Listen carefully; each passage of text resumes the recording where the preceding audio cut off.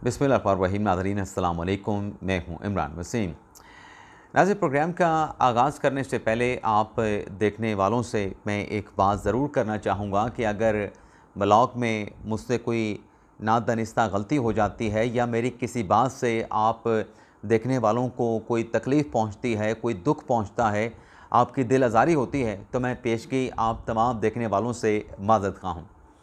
अब आ जाते हैं पाक भारत कशीदगी की बात करते हैं।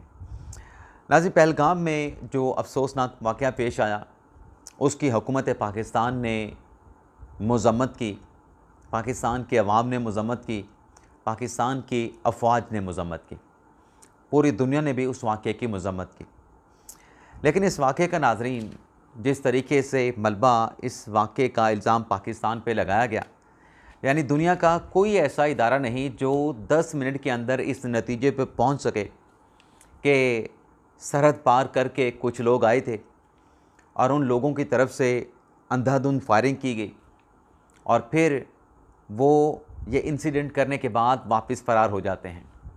यानी 10 मिनट के अंदर भारत की जो पुलिस है इस नतीजे पे पहुंच गई कि जो हमलावर थे वो लाइन ऑफ कंट्रोल जो है वो क्रॉस करके आए थे और उनकी तरफ से अंधाधुंध फायरिंग करके भारतीय शहरियों को टारगेट किया गया, उनको जाँ बहक कर दिया गया।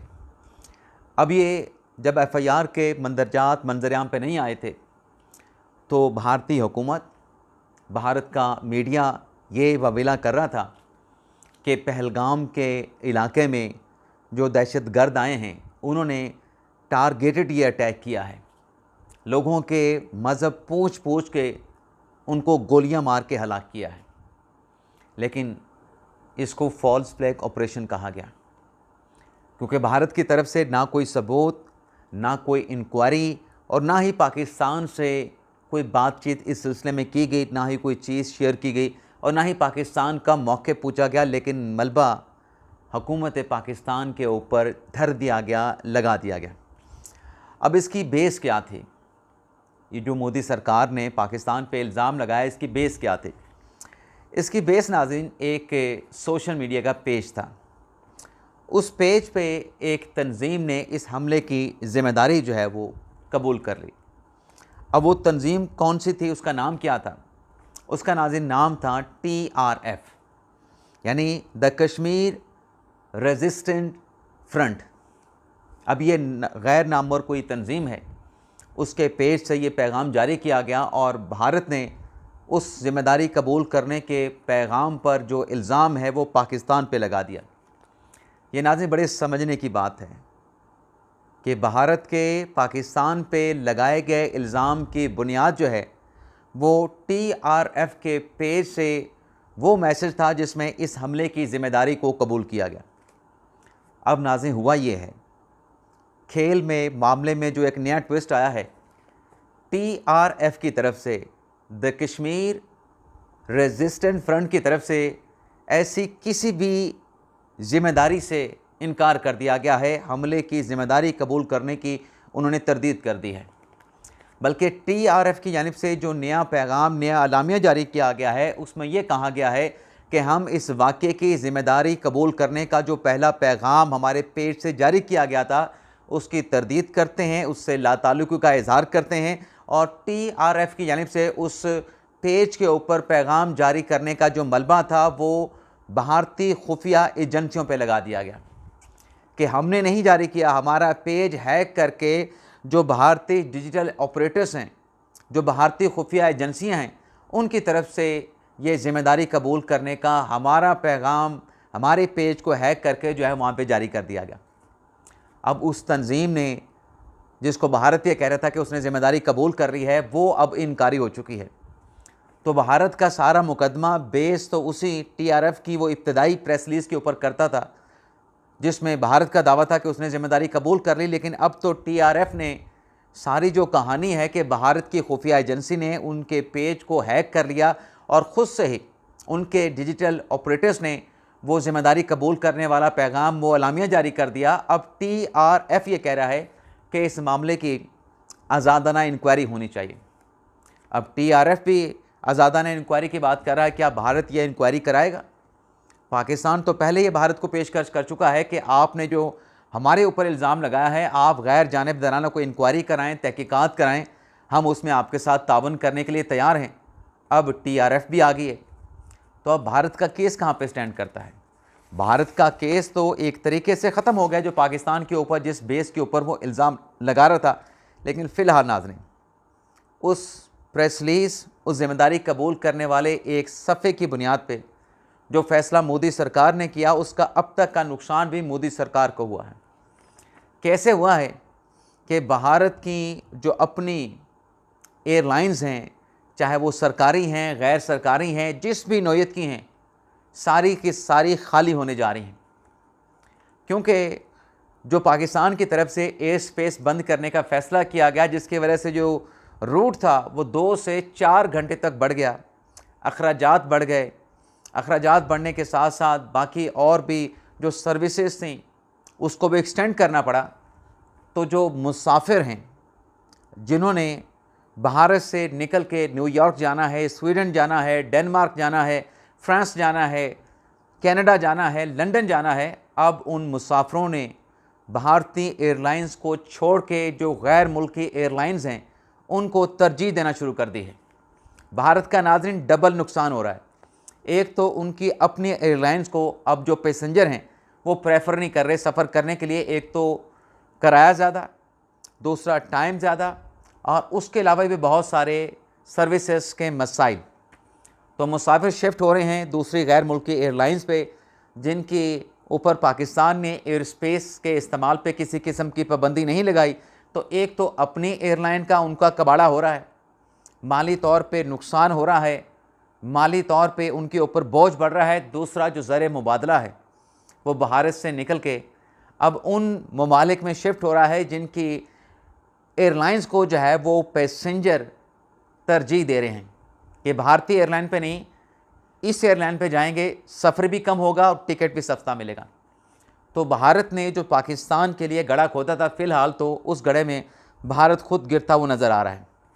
लेकिन भारत की तरफ से नाज़रीन जो पाकिस्तान के ख़िलाफ़ आबी दहशतगर्दी का या आबी जंग का ऐलान किया गया था, अब उसमें आप ये देखें कि जो वाक़या हुआ, अब उसके बाद भारतीय हुकूमत जो पाकिस्तान के ख़िलाफ़ जंग का इरादा रखती है, उस पे हुकूमत पाकिस्तान की तरफ से जो जवाब दिया गया है उसमें हर गुज़रते लम्हे के साथ शिद्दत आ रही है। उससे जो एक बात का अंदाज़ा होता है वो ये है कि पाकिस्तान भारत को बड़ा संजीदा ले रहा है, और पाकिस्तान ने जो आखिरी पैगाम भारत को दिया है कि आपकी किसी भी गलती का जो जवाब पाकिस्तान का होगा वो बड़ा तारीख साज होगा। जैसे 1965 में दिया, जैसे अभिनंदन वाले मामले पे दिया, और भी ढेर सारी मिसालें मौजूद होंगी। जब 1998 में भारत ने एटमी धमाके किए तो पाकिस्तान ने हमेशा तारीख साज जो है वो भारत को जवाब दिया है। 1971 का मैं ज़िक्र किसी और वजह से नहीं कर रहा, क्योंकि वो एक अलग डिटेल डिबेट है। लेकिन अब जो पाकिस्तान उनको जवाब दे रहा है, पाकिस्तान ने भारत से ये कहा है कि अगर आपने एक ईंट भी किसी ऐसे मंसूबे पे लगाई जिसके ज़रिए आपने पाकिस्तान का पानी रोकने या उसको डाइवर्ट करने की कोशिश की, तो उस एक ईंट को, जिसे इंग्लिश में ब्रिक कहते हैं, उस एक ईंट को जो है वो मिसाइल तस्वर किया जाएगा। भारत की तरफ से पाकिस्तान का पानी रोकने की एक भी ईंट को जो है वो अपना मिसाइल के मुतरादिफ समझा जाएगा।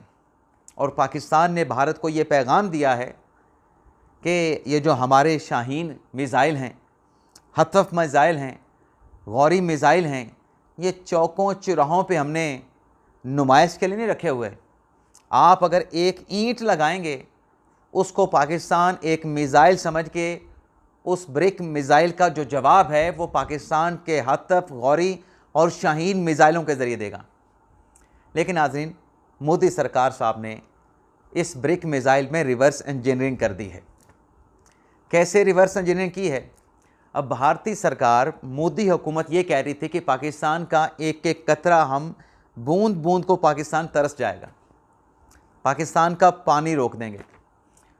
अब पानी रोकने का मकसद ये था कि पाकिस्तान को रेगिस्तान में तब्दील करना, लेकिन इस धमकी को, इस ब्रिक मिसाइल की धमकी को मोदी सरकार ने रिवर्स इंजीनियरिंग में ऐसे तब्दील किया कि पाकिस्तान का पानी क्या रोकना था, झेलम, दरियाए झेलम में भारत ने मज़ीद पानी छोड़ दिया। अब ये भी नाज़रीन भारत की तरफ से, मोदी सरकार की तरफ से पाकिस्तान के ख़िलाफ़ ऐलान जंग है। पूछें कैसे? वो नाज़रीन ऐसे है कि भारत की तरफ से जो इंडस वाटर ट्रीटी को सस्पेंड या बेंस में जो डाला गया है, उसका ये पहला भारत का रद्द-ए-अमल है। यानी इस ट्रीटी को अबेंस में डालने से पहले होता ये था कि इंडस वाटर जो कमीशन है, एक पाकिस्तान का एक भारत का, ये आपस में इंफॉर्मेशन को शेयर किया करते थे। जिस हद तक भी शेयर करते थे, लेकिन शेयर ज़रूर करते थे। भारत की तरफ से पाकिस्तान को जब भी वहाँ पे पानी की मिकदार बढ़ जाती थी उनके ज़खायर में या उनके बिजली के मंसूबों में, तो भारत की तरफ से पाकिस्तान को इन्फॉर्म किया जाता था कि हम पानी छोड़ रहे हैं, आपने जो हिफाजती इक़दाम करने हैं आप अपने हिफाजती इक़दाम ले लें, फिर हमसे शिकवा शिकायत ना कीजिएगा। अब भारत ने कल रिवर झेलम में पानी छोड़ दिया। पानी तो पहले भी आ रहा था, क्योंकि झेलम के पानी पर पाकिस्तान का हक है, भारत का हक नहीं। चनाब के पानी पर पाकिस्तान का हक है, इंडस के पानी पर पाकिस्तान का हक है, लेकिन भारत जो छोटी मोटी शरारतें करके जो वहाँ पे इलेक्ट्रिसिटी के प्रोजेक्ट हैं, उस पानी के फ़्लो को कम कर देता था। अभी भी आप जाके अगर वो स्टैट जाके देखें, जो पाकिस्तान के दरियाओं में पानी आ रहा है, उसमें झेलम में भी पानी आ रहा है, उसमें इंडस में भी पानी आ रहा है, उसमें चनाब में भी पानी आ रहा है।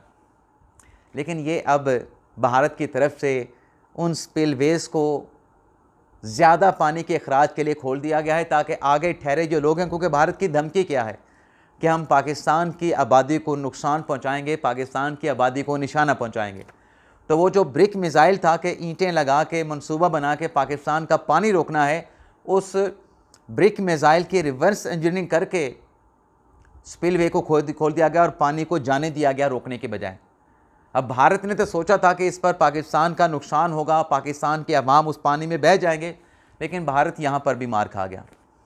पानी पाकिस्तान को आजकल चाहिए, और पाकिस्तान के जो डैम्स हैं वो पूरे मुकम्मल जो है वो भरे हुए नहीं थे। तो ये जो पानी भारत ने छोड़ा है, ये तो हमारे डैम की जो किल्लत है, वहाँ पे जो पानी कम हुआ है, उस पानी की कमी को पूरा करेंगे।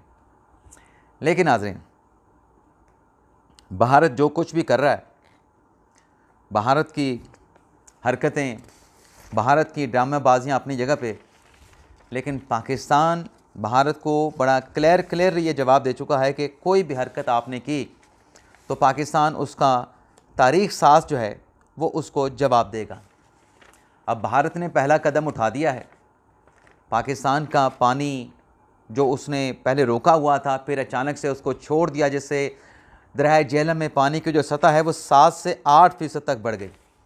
एमरजेंसी नाफिज करना पड़ी, क्योंकि जब पानी अचानक से छोड़ा गया तो रास्ते में जो आबादी आ जाती है, जो लोग आ जाते हैं, तो फिर उनको भी इन्फॉर्म करना था। खौफ राज तो पैदा हुआ, लेकिन सूरत हाल को कंट्रोल कर लिया गया। लेकिन इस अटैम्प्ट को भी भारत की जंग की एक अटैम्प्ट समझा जा रहा है। देखते हैं। बहरहाल पाकिस्तान बहुत ज़्यादा मुतहरक है और पाकिस्तान के दोस्त भी मुतहरक हैं, और मोदी सरकार के ऊपर उनका जो गोदी मीडिया है उसका बहुत ज़्यादा जो है प्रेशर मौजूद है। तो देखते हैं मसले का हल कैसे होता है। लेकिन अमेरिका से अच्छी खबर नाज़रीन ये आई है कि जो डोनाल्ड ट्रंप की हमायत याफ्ता एक कंपनी है, वर्ल्ड लिबर्टी फाइनेंशियल, उसके साथ पाकिस्तानी क्रिप्टो कौंसल का मुआहिदा हो गया है, और वजारत ख़जाना की तरफ से कहा गया है कि ये जो मुआहिदा है डिजिटल फिनांस की तरफ पाकिस्तान का एक अहम कदम है। इसके अलावा नाज़रीन एक टिकटॉकर को गिरफ़्तार किया गया है, और इस टिकटॉकर को झूठ बोलने पे, झूठी पेशगोई करने पे गिरफ़्तार किया गया है। इस टिकटॉकर का नाज़रीन ताल्लुक़ म्यांमार से है, जान मोती इसका नाम है, और इस टिकटॉकर की तरफ से सोशल मीडिया पे अपनी रील में या अपनी वीडियो में ये पेशगोई की गई थी कि 12 अप्रैल को पूरे म्यांमार में ज़लज़ला आएगा, और लोगों से कहा गया था कि अपने घरों और इमारतों से निकल जाएं। यानी इस टिकटॉकर ने अपनी उस रील को वायरल करने के लिए अपने मुल्क की आवाम में खौफ फैलाया, अपने मुल्क की आवाम को खौफज़दा किया, जिस पर हुकूमत म्यांमार ने कार्रवाई करते हुए इस झूठे टिकटॉकर को न सिर्फ गिरफ़्तार कर लिया है बल्कि इसके खिलाफ कानूनी कार्रवाई के लिए फर्दर जो प्रोसीडिंग है उसका भी आगाज़ कर दिया है।